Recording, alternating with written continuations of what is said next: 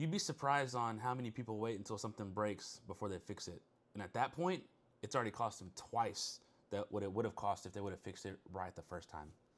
I'm Michael. I'm the owner of Limitless Automotive right here in Ennis, Texas.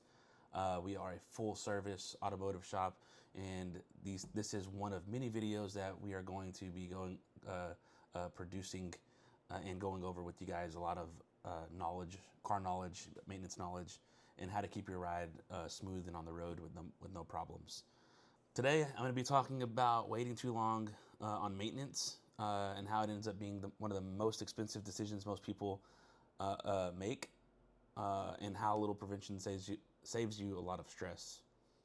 I want to go over a real life example with you. So we have this client that has this. It is a Hyundai Santa Fe. All right, they have an extended warranty on that vehicle.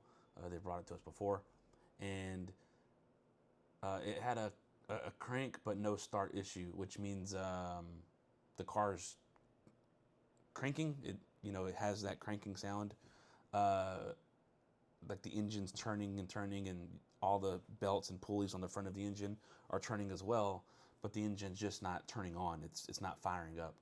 So they brought it to us. We did a full inspection on it, and we noticed that it was a bad battery. This car has a very big battery. It's an AGM battery. It's a deep cycle battery is what it is. For some reason, that battery went bad. We replaced that, and I believe the warranty paid for it. And because that customer kept trying and trying and trying and trying and trying and trying to crank it, that starter burned up. So we replaced the starter as well under the extended warranty, and they went on their way. They had just got this car also. Like at that point, they had just got it maybe a few months prior to them bringing it to us. So we did the work to that vehicle, and then that was roughly 3 to 4 months ago. It came back again this time.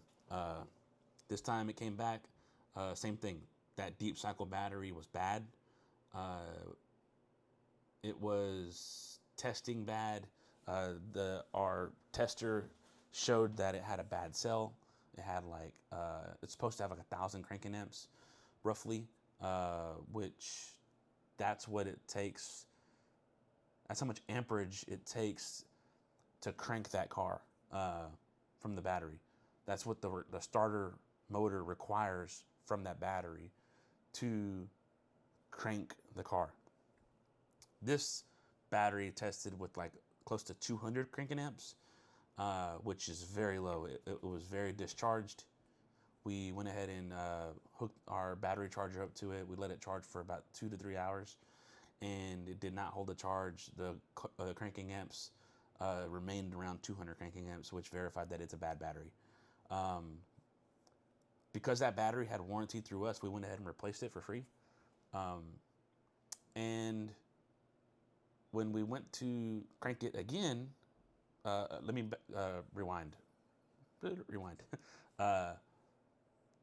This time the car was not cranking. It was just clicking, one click, like if the battery was dead.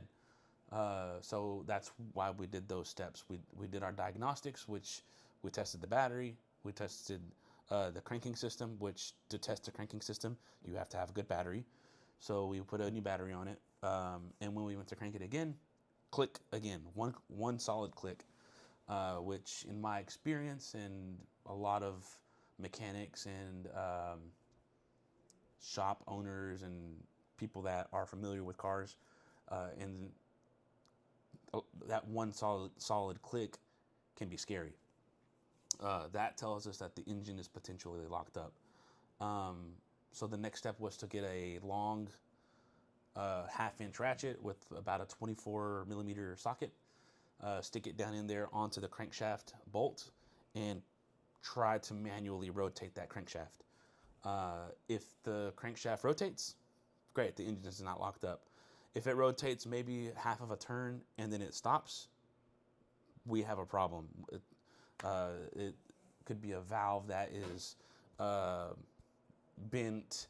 It could be a rod that's bent, a piston that's damaged. It could be a number of things.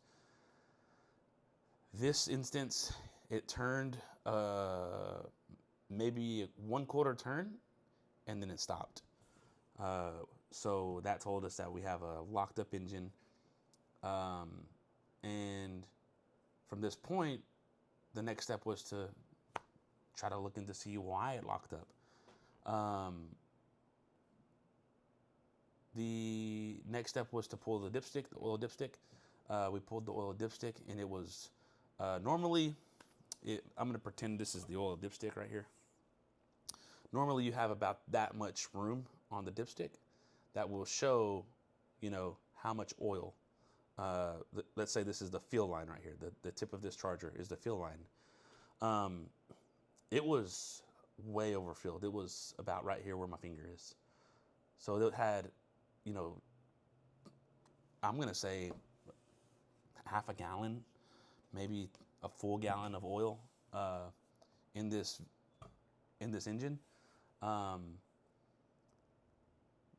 The customer did not know that he was supposed to get an oil change.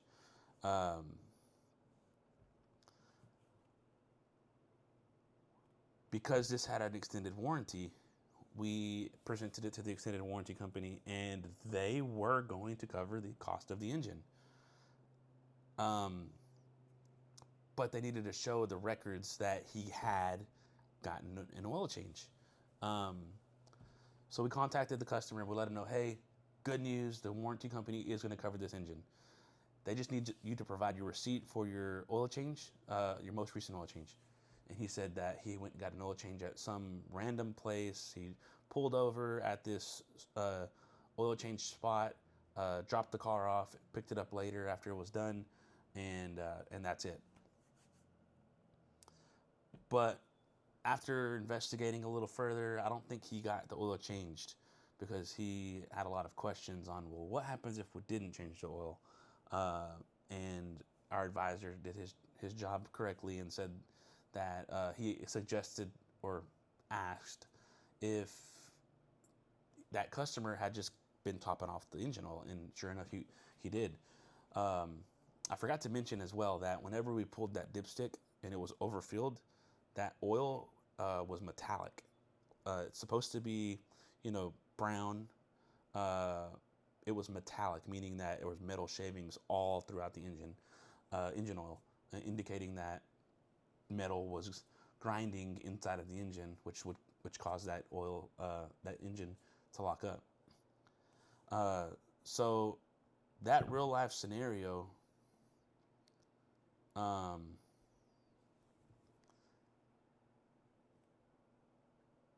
went from an oil change that was not done to a $39.99 oil change at that. $39.99 to a $10,000 engine. The warranty company declined the job.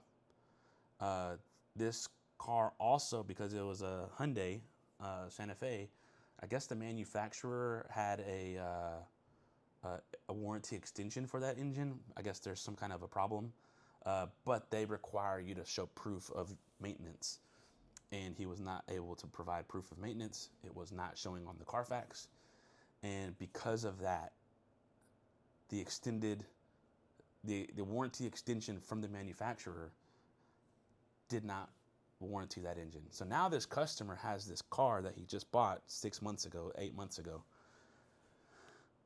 that he is not able to use.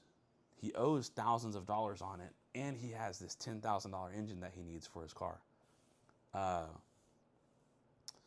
So that's what happens if you either, one, neglect your vehicle, you don't change your engine oil, two, you don't change it on time, Uh, Stop by.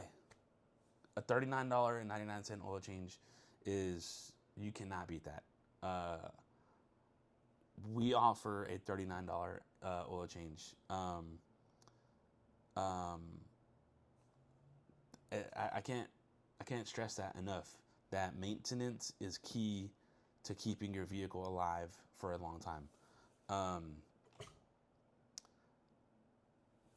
the difference between changing the oil yourself versus bringing it to a reputable shop. It doesn't even have to be a reputable shop. Just ask the shop, do you guys report to Carfax? Yes, good. Allow them to do the work. No, do not allow them to do the work.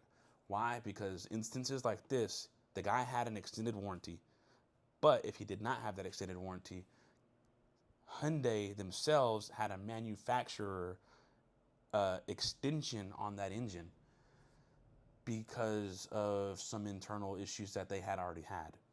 So even though they had the extended warranty, the aftermarket extended warranty, plus the extended warranty through the manufacturer, it didn't help him because he did not have record of that oil change.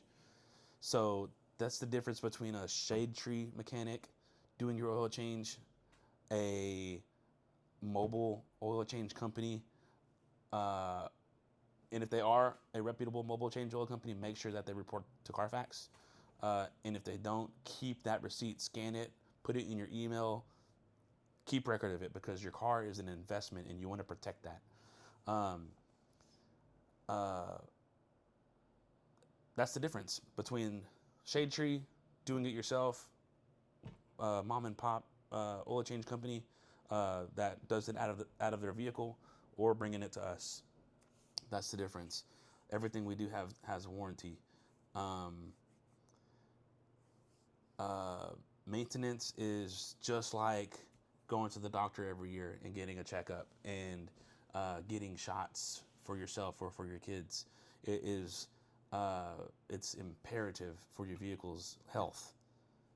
If you want one of those vehicles that lasts you 300,000, 400,000, 500,000 miles, you need to stay on top of your maintenance.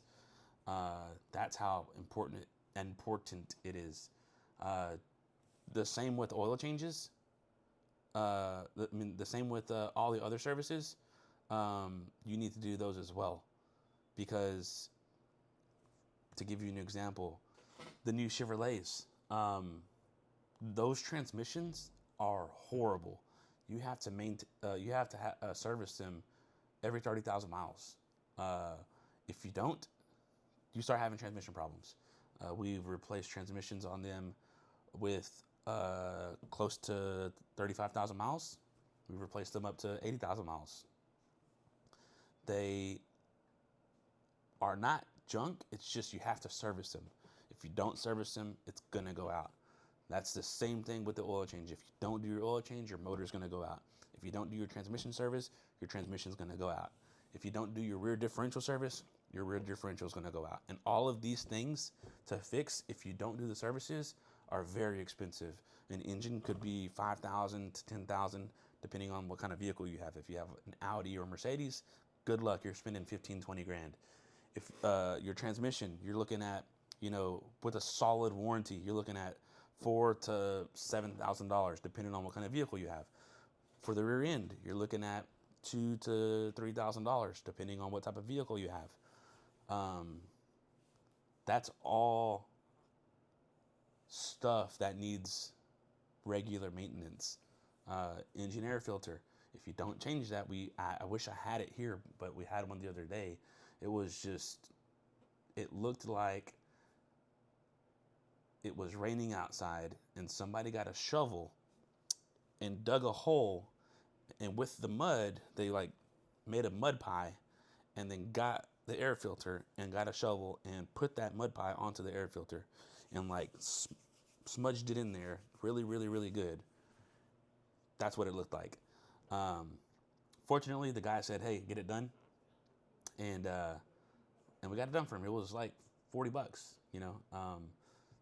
If you don't do that, you risk the engine starving for air, which will in turn give you a check engine light, which could hurt, your fuel consumption. It'll give you bad gas mileage.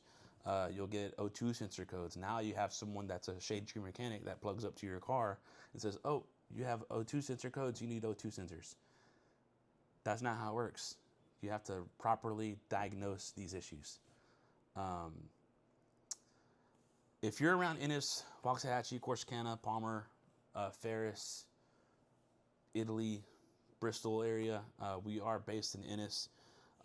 If you want a shop that will shoot you straight, be honest with you, come see us. I'm the owner. I'm Michael at Limitless Automotive. Whether it's a simple oil change or something you've been wanting to get taken care of, or something you hear or you just have a question about, bring it by. We'll throw it up on the lift. We'll bring you out and show you. That's not a problem. And show you what's going on and help you out. We are very transparent, and we'll be with you every step of the way. If you need a ride, we'll give you a ride. We have snacks, refreshments. If you have kids, we have little juice boxes. We also have Wi-Fi. If you want to stop and bring your iPad or laptop and do some work, that's not a problem either. No pressure. Our phone number is 469-716-5578, and our address is 205 East Denton Street, right here in Ennis, Texas.